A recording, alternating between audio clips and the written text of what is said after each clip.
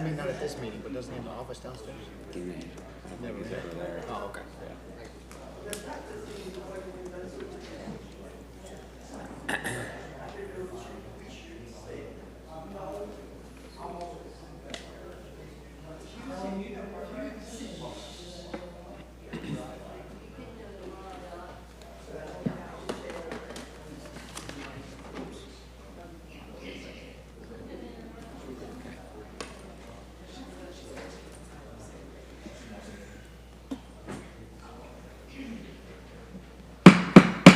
Okay, I'd like to call the meeting to order. Welcome everyone today. So if we start out with standing for a moment of silence and the Pledge of Allegiance, and let me just say that today I think it's appropriate to acknowledge during our moment of silence the passing of Commissioner Bradford. Thank you very much.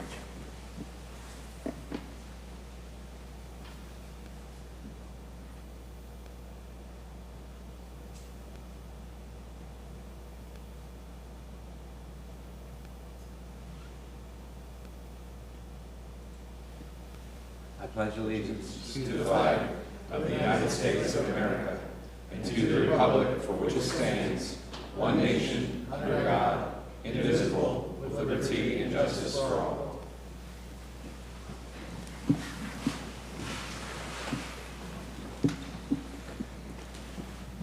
So before we do the roll call today, we're going to be swearing in a new member of the Planning Commission. And I'd like him to come forward, Matt, if you would. Come forward here on the floor, and Seth Waitman. That's our county commissioner that's going to appoint the replacement for Pete when he was here. And I think it's fitting, I think it's a great choice, by the way. I think it's fitting for us to bring on board sort of full circle, because Matt's father was a very integral part of the county as assistant administrator for the county. A great guy, Bill Munns. So Matt Munns, welcome. And we're going to swear him in, and then Seth, if you want to say a few words about him, you can do it now or after he's sworn in. Maybe before it's better. I'm gonna change his mind. Yeah. You sure you want to do it before? No, thank you, Chair Gray and Planning Commissioners. First, I'm extremely grateful that you all volunteer your time to face the issues before the Board of County Commissioners do, and to vet the projects that come forward and challenge and ask questions and dig into detail and offer, practical advice and solutions on everything that's coming our way. It's no secret we're under a time of unprecedented growth, not just in the state of Florida, but in the Tampa Bay area and in Pasco County. And so for you all to take such time out of your day where you all could be focusing on your businesses and your families and anything else in life, I can't tell you how grateful I am. And with that, with Matt Munns here, extremely grateful that you're willing to spend your time and serve our county and work to help us make Pasco County the premier place that we all want it to be. And as we go into the next generation of what Pasco County become, your decisions and what your recommendations to the Board of County Commissioners will be, weighed heavily upon. And you're leading the way on the decisions that we may or may not make at our level. So thank you for your willingness to serve. Congratulations to you, I hope. And anytime our office can be a resource, please holler at us. And, I'm sure this is a bit sentimental for you. And congratulations, my friend. Thank you. Thank you.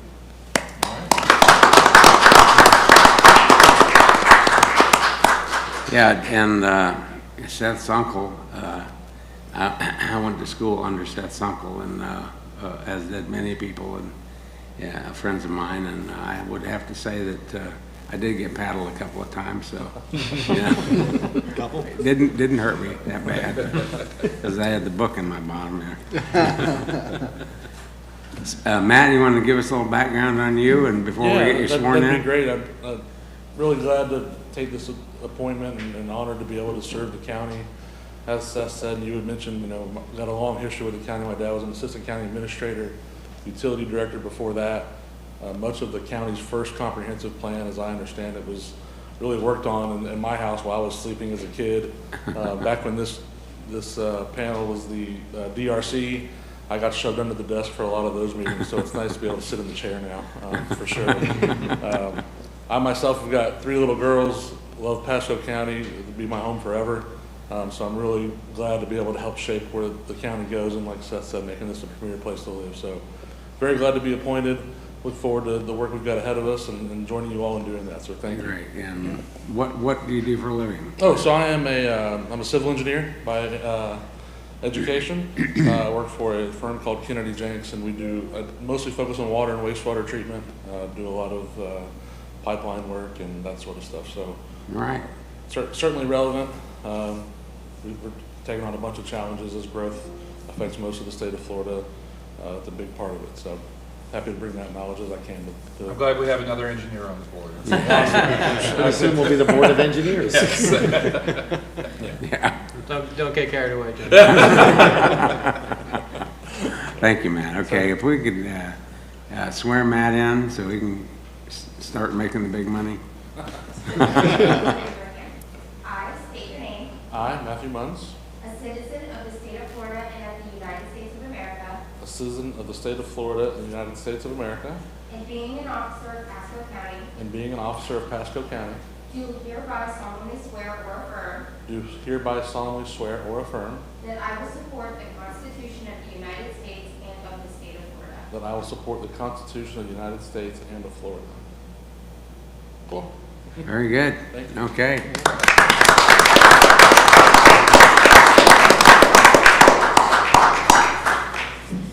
Seth, we appreciate you coming and being part of it. Thank you very much. Great choice. All right. So now let's have the roll call. Jimmy Girardi. Here. Christopher Poole. Here. John Moody. Here. Matthew Munns. Here. Derek Fontlitz. Here. Richard Tinello. Here. Chairman Charles Gray. Here. And then we have proof of publication of today's applicants.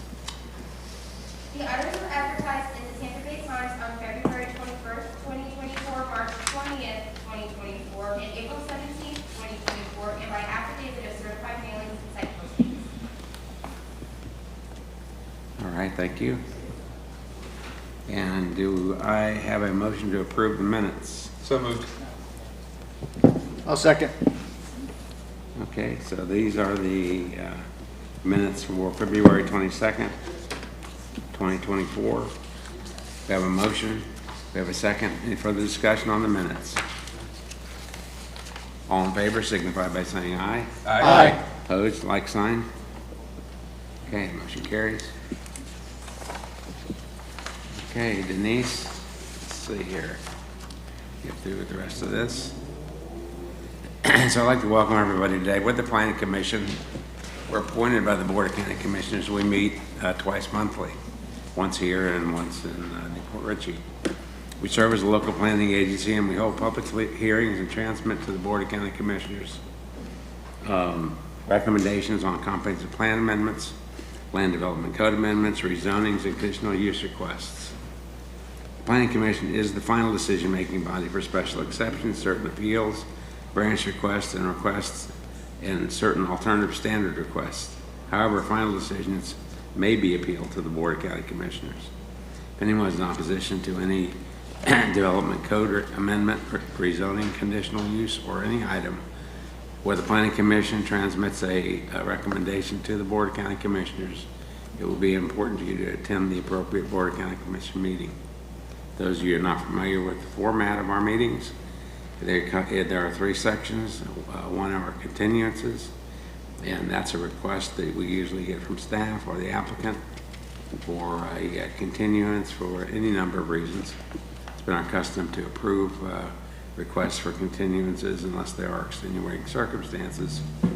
Then there are consent items. Those are the items that we have on the agenda where we have not received any objections from the public or from the staff. Those items will be gone through one at a time.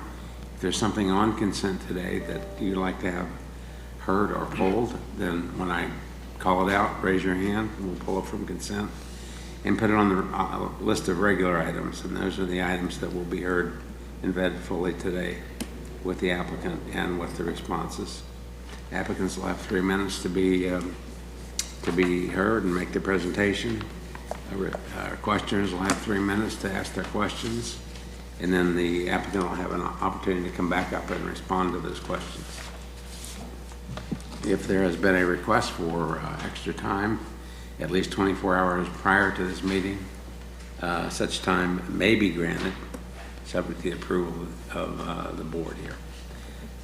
This is a good time. If you have a phone, please put it on the silent position so we don't interrupt anybody that's speaking. And before we start the regular meeting, I would like to invite anybody that's here to speak on an item not on today's agenda to please come forward, state your name, be sworn in, and let us know what's on your mind. Is there anybody here to speak something not on the agenda? Okay. Let's get everybody sworn in before you come up then. So anybody that plans to speak today, if you would please stand and raise your right hand and be sworn. Do you swear or affirm that the testimony you're about to give is the truth, so help you God? Okay, thank you. All right. Nancy Hazelwood, 34110, a nice place. Got a couple of things on my mind. First, I want to say that I hope there is a slowdown in the high-density developments. Let me be clear, I don't mean in places that they might belong, like Newport Ritchie, Wesley Chapel, and those. I'm talking about the ones that are coming before you, and there might be one before you pretty soon on Highway 98 out there where there's nothing there. That's just wrong. So if it can stay in places that it's meant to, that would be good and not spread out. The next thing is, I went to the stormwater meeting last week. Do you all, I'm hoping you know that the county has a stormwater meeting. You hired some consultants. I'm sure they meant well, but I was not impressed. You had a lot of people out there that really had stormwater problems. They were flooded, and one had to kayak to his house. They were in Dade City, they were in Zephyr Hills, they were all over. And some of them were concerned about problems that would occur because people were building around them. And they really needed help. But these guys were just there to apparently take data. And that was kind of sad. Also, I had experience, I was looking at one of the maps of Northeast Pasco, and it said wetlands.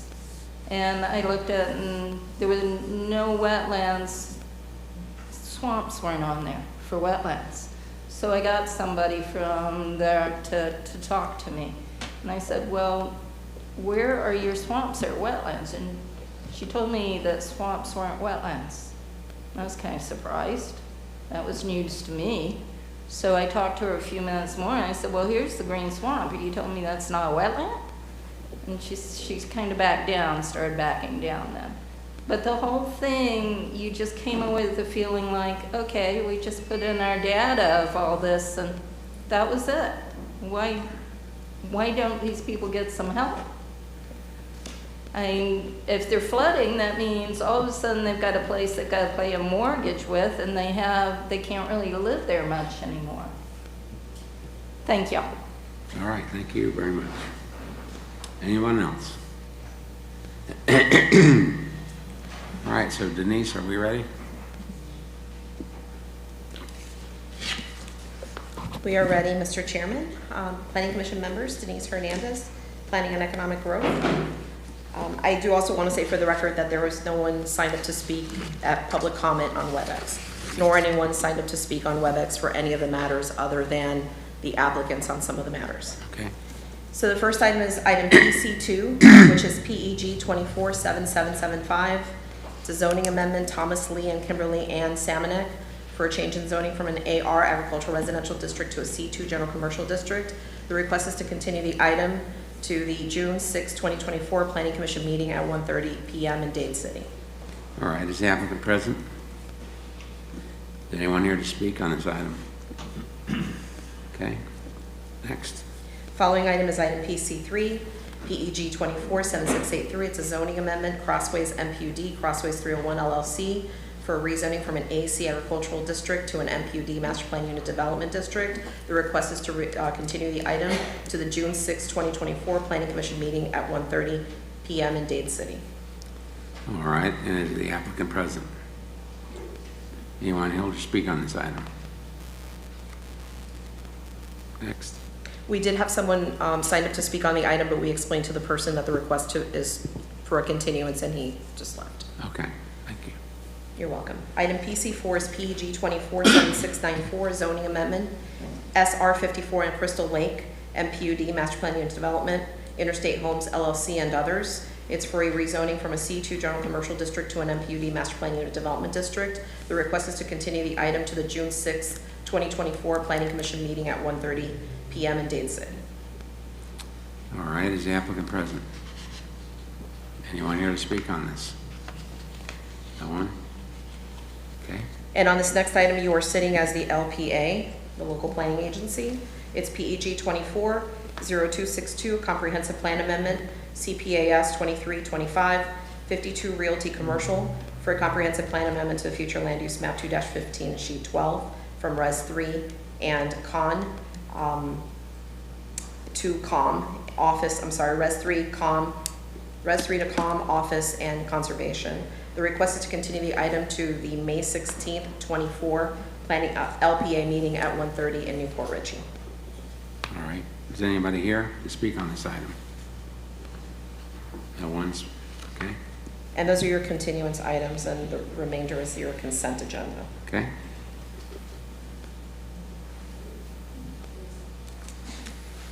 Do you want me to continue on to the Yes. consent agenda? Okay. Yeah, well, let's, let's wanna vote on vote, let's make a motion on the continuance items. So moved. I'll second. Have a motion and a second, any further discussion? I did have one question though. So Crossways is staff initiated this time? So we are going to hear it in June? Right, Crossways, as far as I believe, it is the applicant requesting the continuance at this point in time. It's the applicant? Yes. Okay. So just to clarify the motion, PC 2, 3, and 4 are to the June 6th meeting in Dade City, and PC 5 is to the 5/16 meeting in Newport Richey, correct? Is that correct? Correct. That is correct. Yeah. Okay. Okay, so we have a motion and a second. Further discussion. All in favor of the motion, signify by saying aye. Aye. Opposed, like sign? Okay, motion carries. We're going to move on to item PC6. That is PEG 247788. It is a zoning amendment in the name of Tuckus LLC. It's for a change in zoning from a C2 General Commercial District to an AR Agricultural Residential District. It comes to you with a recommendation of approval. All right, is the applicant present? The applicant is virtually present. Okay. Is there anyone here to speak on this one? I don't see any hands, so. All right, so let's go to the next one. Item PC7 is PEG 247787. It's a zoning amendment into the name of Trust 12304 Happy Hill. It's for a change in zoning from an R2 low density residential district to a PO2 professional office district. Comes to you with a recommendation of approval. All right, is the applicant present? Anyone here to speak on this one? See no one? Okay.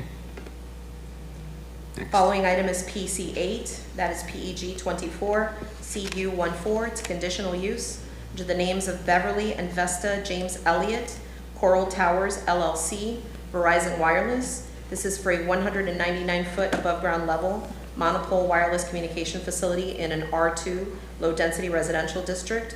Comes to you with a recommendation of approval with conditions as included in your agenda packet. Okay, is the applicant present? Yes, sir. Okay, anyone here to object or to speak against it? Okay, pardon me?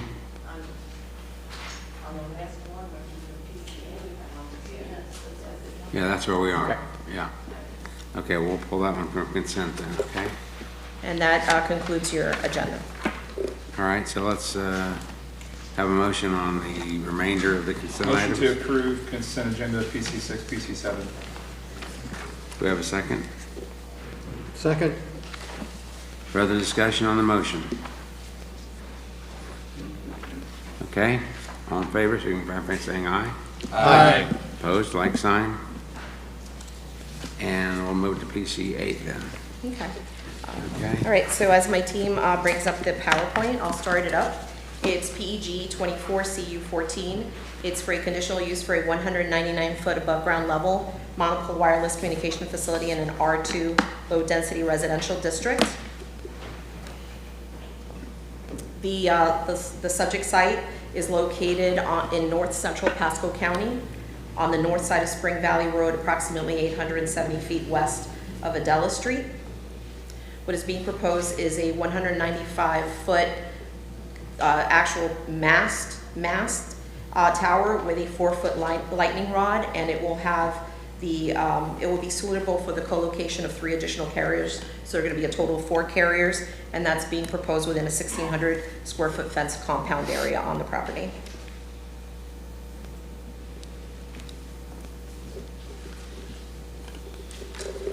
On the screen for you is the zoning map. And it basically shows you that to the north of the property is zoned R2, low density residential, as is the west side. On the east side is a Tampa Electric Communications, Tampa Electric Company electrical substation. And to the south is AR, agricultural residential. Where's the substation? I'm sorry. Substation is on this property right here. Right here, Due east. Oh, okay. just directly to the east. And the surrounding future land uses are Res 6, and Res 1 to the south. See, this shows a better photograph or picture Yeah. of the electrical substation to the east. Gotcha. And the proposed tower location will be on the northeast portion of the property. Okay, so, yeah, up in that corner like, or is Yes. it right in the middle or what? I'll show you the site plan is coming Okay. up. This is basically showing that it is on, let's see if there's a larger view. So the actual communications tower will be placed on the northeast portion of the property. So this is showing the actual compound area, and together with the communications tower showing the 4 locations where antennas will potentially be placed. So there's a total of 3 co-locators and the actual anchor tenant, Verizon Wireless, on the top. So it's only 1,600 footprint, basically. 1,600 square foot is the actual fence compound area. Yeah. With the tower in the center of the compound. Okay.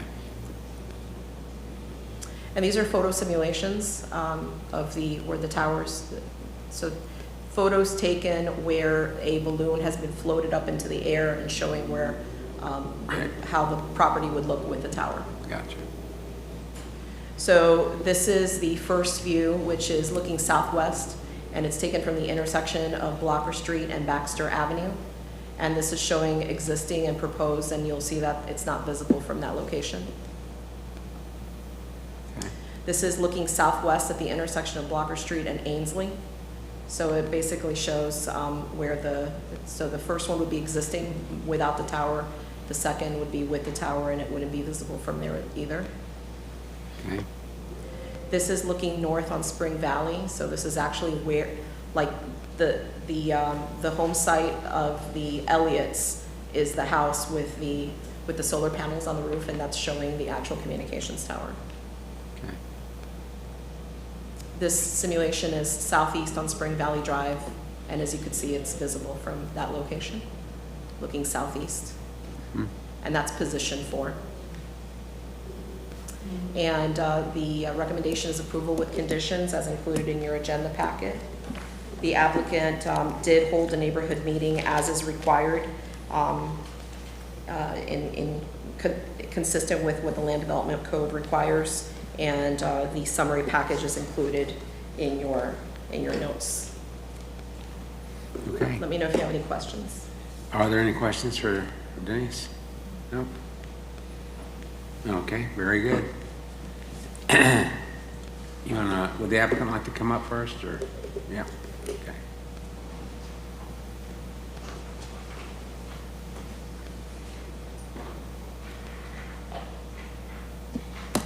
Good afternoon. I'm Antonia John, 935 Main Street, Suite C4, Safety Harbor, Florida, 34695.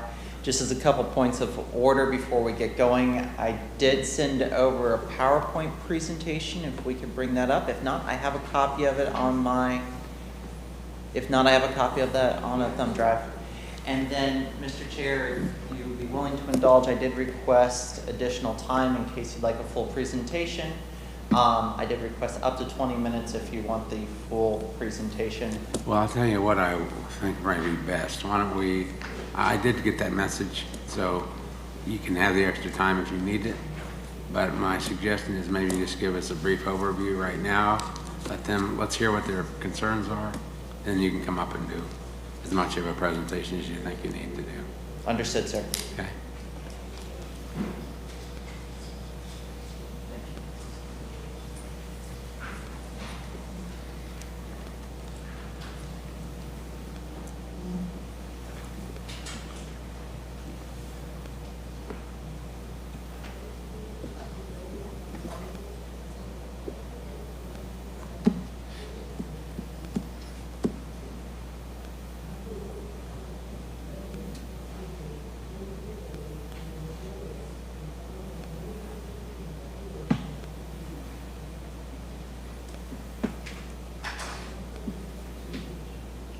I hope you won't be interrupted by gunfire outside, so.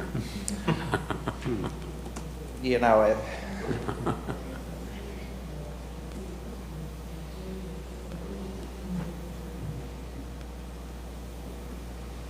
All right. As I said, I'm Antonia John, and just to move through this presentation in more of a summary format, this is the conditional use for a 199-foot tall monopole style communication tower. As you heard from Ms. Hernandez, it's 195 feet to top of steel and an extra 4 feet for lightning rod. In all maps I show you today, up will be north. This is just an aerial showing the area around Blanton. You can see Blanton Road going roughly east-west and then curving south. The green marker is the monopole. And I've added an arrow. This is just a closer view. The one thing I want to bring to your attention is the siding of this. So since we have an electrical substation to the east, the siding was to place the monopole, which is a simple gray structure, off in that northeast corner. There's mature trees in the area around it on the property, and to the north you have a larger parcel up to the north. If we were to go west, there's a house off in that direction. So we're maximizing separation, and I respectfully submit that we're placing it in a location that's logical when you think about it, having an infrastructure use next to an infrastructure use instead of spreading out footprint. The very base of the monopole is a 40 by 40 square that's fenced in with the opaque fence as required by your land development code. It's a closer view of the property. We'll have the code required landscape buffer. We did request to perhaps waive it on the south and west sides, but there is space provided there, and we're perfectly happy to provide it. This is just a closer aerial. Again, it shows the location of the monopole in that northeast corner there, and you can see that there's trees to the north, to the west, to the south.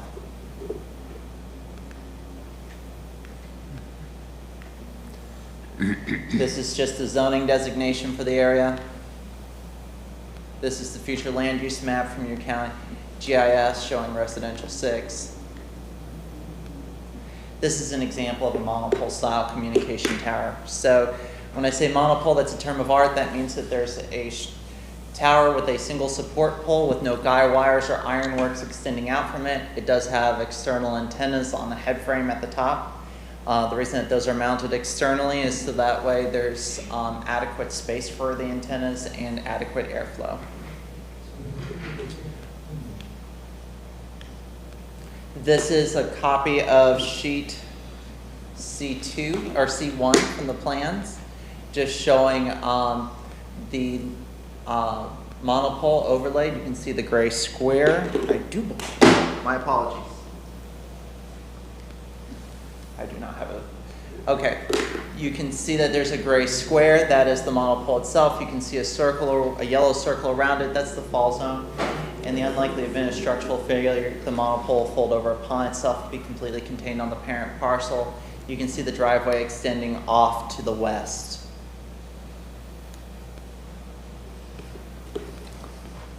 This is sheet C2. It's the same line work without the aerial.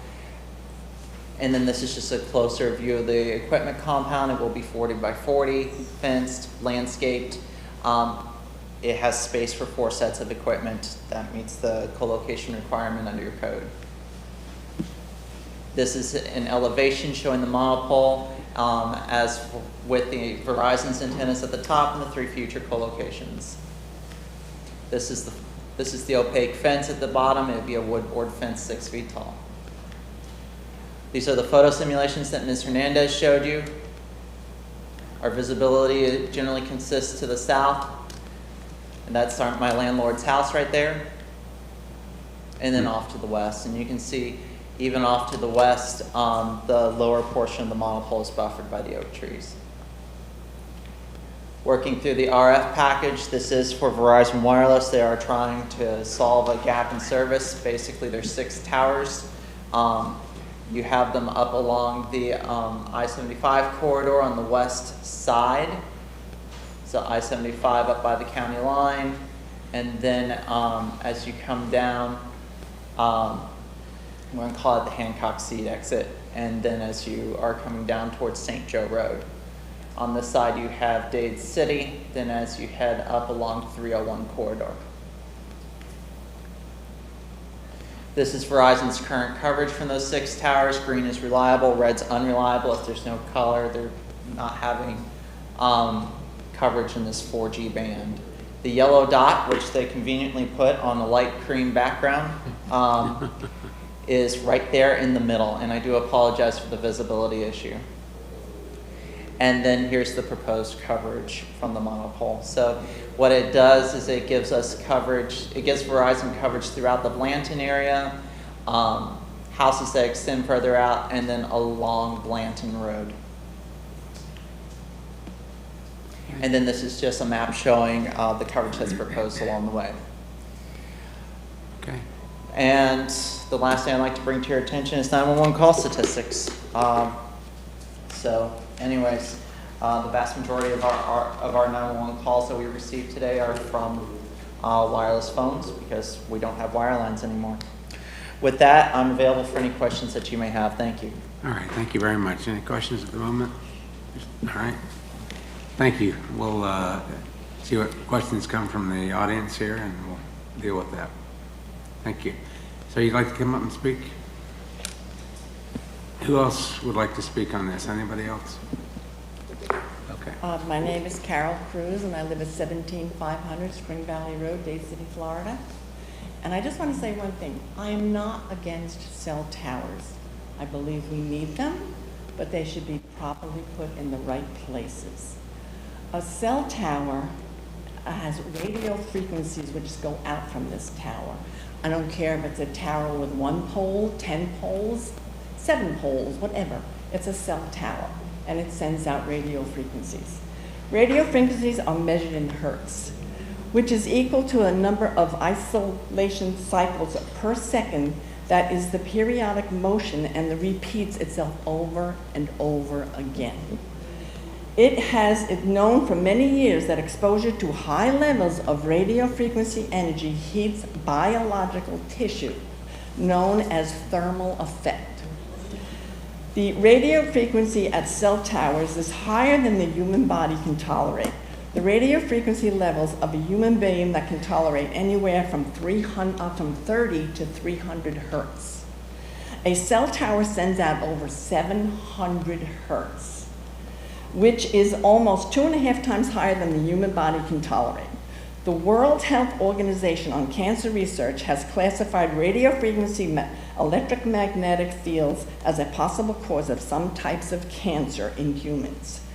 The electromagnetic field heats the body tissue, including the brain, which can cause cancer of the brain. The World Health Organization also says that there's a strong evidence that exposure to radiofrequency waves from cell towers can cause other health issues.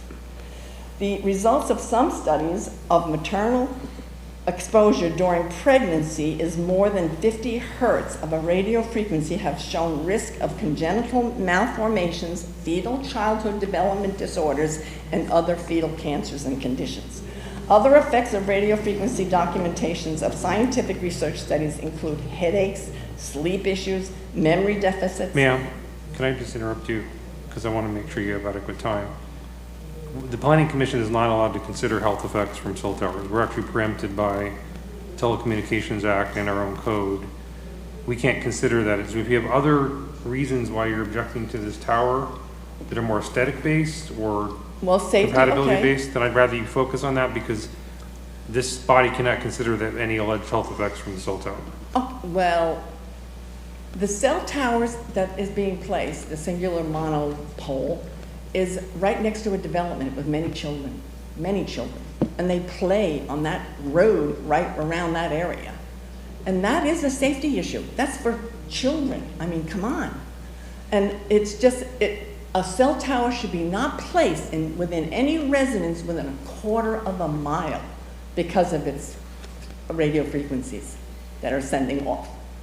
Okay, but you're still arguing about the health effects of the tower. I'm asking, do you have an objection to the tower unrelated to its health effects? No, because that's the main issue, and I think that's one of the most important issues that I could bring up, is health. Okay, well, unfortunately, the federal government has told us we can't consider that, so that's why I asked you if you had anything else. Okay, thank you. All right.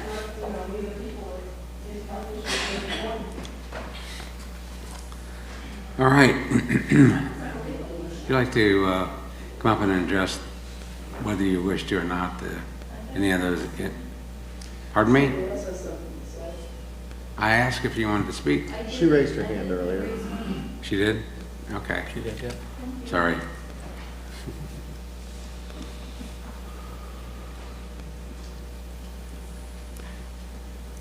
I just wanted to ask when the neighborhood meeting was, because I think, and I could be wrong, that I saw it was in St. Leo's. That's a long way from where this was put up. None of us knew there was a neighborhood meeting. So maybe it was advertised, but word certainly didn't get around. So, and if they're going to have it, it'd be nice if they had it close by the neighborhood somehow. You know, St. Leo's a bit of a ways out. Thank you. All right.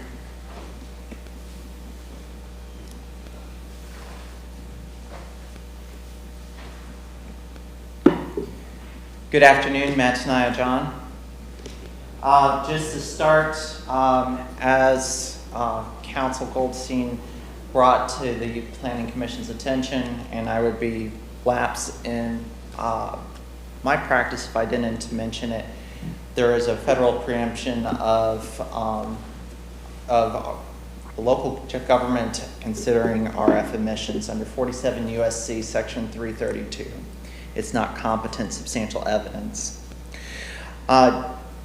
Just to circle back around to the community meeting, it was properly noticed. We held it. My office manager spent several days looking for a compliant place to locate it. Notice was sent out, so I followed the code, and I would hope I'd not be considered unethical in my practice there. Looks like it was March 26th, and there was 4 people that signed in on the neighborhood meeting. Yes, and we had discussion, and I had neighbors that were there. So, anyways, so I would draw you back to the competent substantial evidence of this application, which is before you today. You have your staff's expert recommendation of approval. You have the RF consultant's expert recommendation of approval. We have taken care to cite this in a location where it should be, next to another utility use to try to create a logical locationing for those types of uses. I've shown you that Verizon does have a need to serve the area, and I would respectfully request that you recommend approval to the Board of County Commissioners with staff's proposed conditions of approval. Thank you. Thank you. Thank you for your time. Ms. John, the testimony we heard was related to safety of the tower falling. Would you address that issue again? I know you addressed it to us already in your presentation. Absolutely. So to begin with, the monopole will be designed to the 8th edition of the Florida Building Code, so the 2023 version. And also I'm going to get the abbreviation wrong. It's ASCE-22 wind exposure, which basically means the monopole and everything attached to it is designed to meet both our Florida Building Code and our wind loading. If there was to be a structural failure, it's actually designed with a pre-engineered crimp point, so that way it folds over upon itself. And this isn't new technology. Monopoles are basically a derivative of the design of structure that we use for interstate lights. So my example that I normally give people is the interstate exit for Kings Highway in Charlotte County in 2004. If you remember, Charlie went down there and crossed that interstate exit, and all those lights were folded over upon themselves. That's fall zone technology in action. Basically, the lamp post folds over upon itself so it doesn't block the travel lane. Exact same engineering. Okay. All right. Anything else? Any other questions? Okay. Thank you very much. Okay, so do I hear a motion, please? Just want to make a comment to, ma'am, I forgot your name, but what you were talking about was basically it's how microwaves were discovered, microwave ovens were created. And so it's that radio frequency that creates heating, but it has to do with proximity to it. So you have, see. No, I'm sorry, we don't speak from the floor. So you have that same thing in your house, the microwave oven, and that's what that does. It heats up, but and that's one of the reasons why we can't, why we're preempted by federal law to consider this health effects, because there's no competent evidence out there that says that those frequencies of radiation and creating kind of cancer or any other kind of health effects from it. We use them every day in our own homes. So I understand where you're coming from in terms of the concerns, but so far we've been living around cell phone towers for quite a while, and so far everything's okay. So.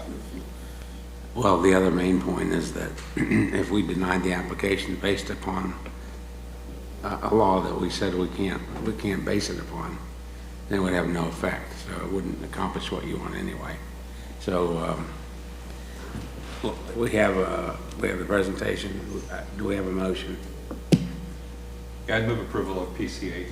Any further? I'll second it. Second. Any further discussion? Yeah, I just want to point out to the lady, I heard the comment about we the people.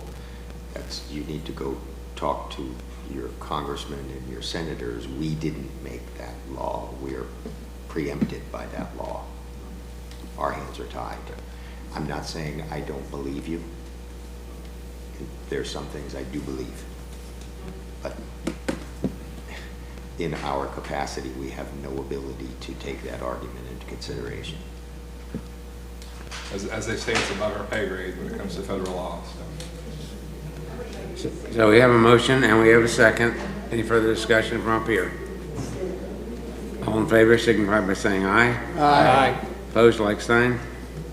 Motion carries. Thank you for your time. Thank you. Thank you. There's an even better example of a microwave. The phone itself. Yeah.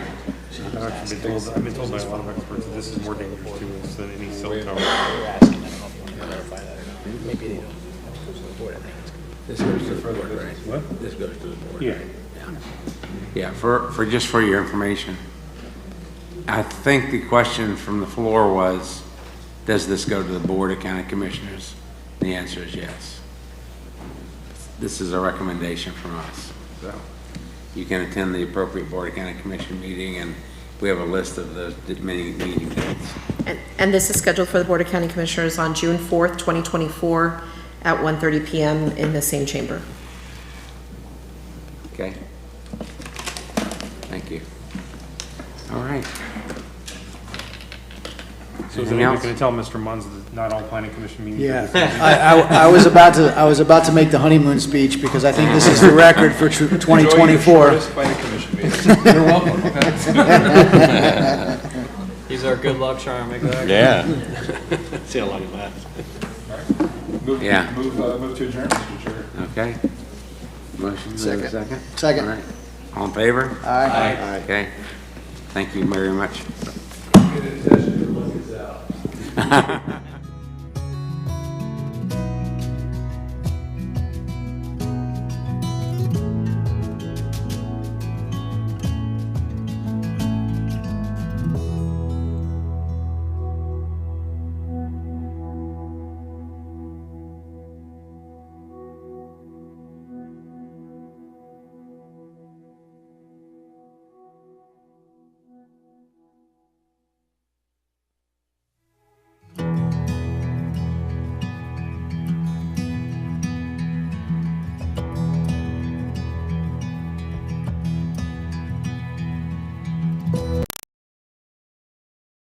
County waterways and wildlife depend on you to keep them healthy. Excess fertilizer, grass clippings, trash, oils, and pet waste wash into gutters and storm drains when it rains. Stormwater carries these pollutants directly into our lakes and rivers, creating an unhealthy environment for fish, waterfowl, and other aquatic animals. Storm drains are meant for clean rainwater. Most other discharges are illegal. If you suspect an illicit discharge, please contact Pasco County Department of Public Works at 727-834-3611. Hey Tampa Bay, let's come together to conserve water. When it rains or rain is in the forecast, skip a week of watering and save up to 2,500 gallons of water. Once a week watering restrictions are in effect. Know your day, Tampa Bay. Go to mywaterdade.org.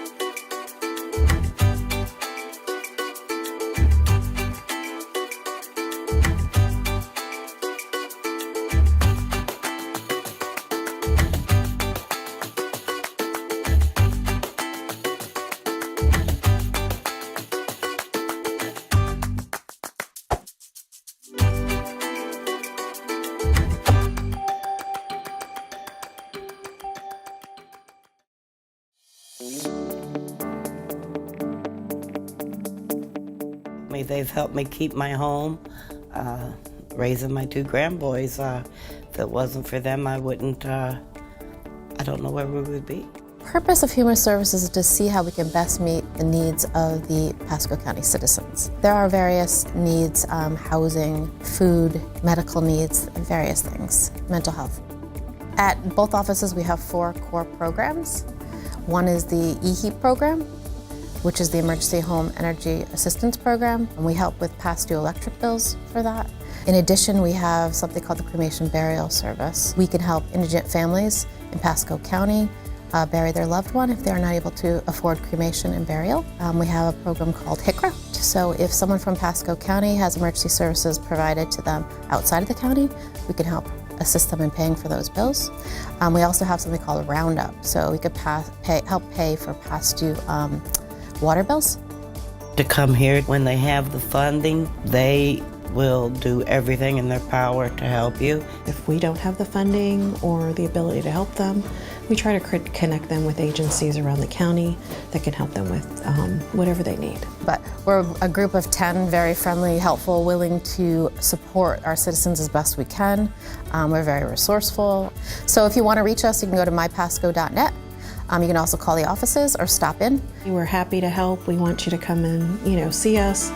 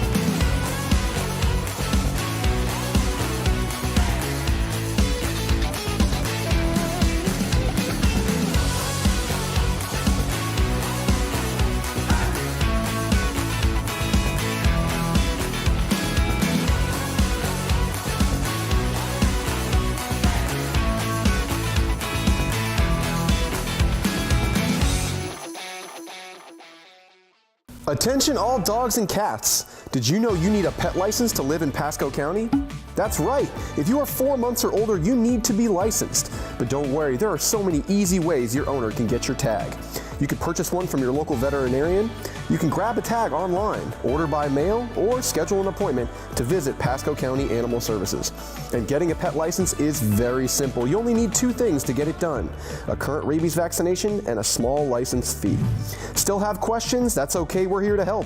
For more on how to purchase your tag, what items you need to get one, and the fees, just have your owner visit mypasco.net/PAS.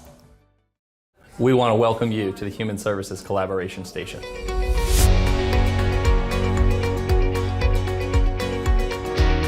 The Collaboration Station is basically an idea of bringing community partners together with the Human Services team through the Pasco County Board of County Commissioners so we can serve the citizens in one hub or one facet to really create the connectivity between our partners and our not-for-profits in the community, as well as our case managers and the work that they do.